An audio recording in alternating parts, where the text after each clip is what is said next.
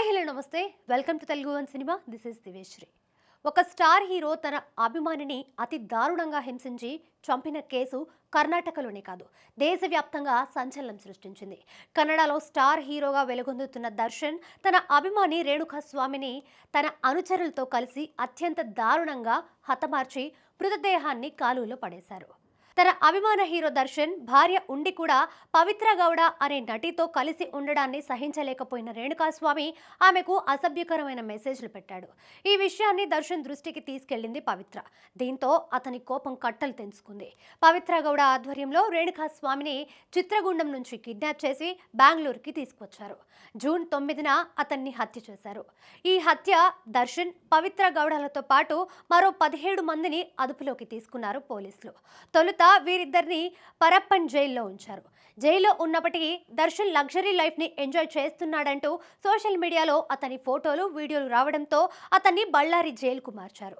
మిగతా నిందితులను మైసూరు, తమకూరు, షిమోగా, ధార్వాడ్, బెల్గం, విజయపుర, కళబురిగి జైళ్లకు తరలించారు. పవిత్ర గౌడను మాత్రం పరప్పన్ జైల్లోనే ఉంచారు. వీరంతా 3 నెలలుగా జైలు జీవితాన్ని అనుభవిస్తున్నారు. ఈ క్రమంలోనే పోలీసులు నిందితులపై ఛార్జ్షీట్ దాఖలు చేశారు. A1గా పవిత్ర గౌడ, A2గా దర్శన్ పేర్లను పేర్కొన్నారు. ఈ హత్యలో మరో 15 మంది ప్రమేయం ఉన్నట్టు పోలీసుల విచారణలో తేలింది.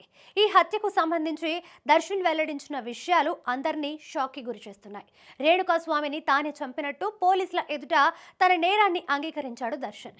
ఈ హత్యకు సంబంధించి పలు కీలక విషయాలను తెలియజేశాడు. రేణుకాస్వామి మెడ, ఛాతీ, తలపై, చేతులపై చెట్టు కొమ్మతో కొట్టినట్లు ఒప్పుకున్నాడు. ఆ సమయంలోనే రేణుకాస్వామిని చెప్పుతో కొట్టవలసిందిగా పవిత్ర గౌడతో చెప్పాడు.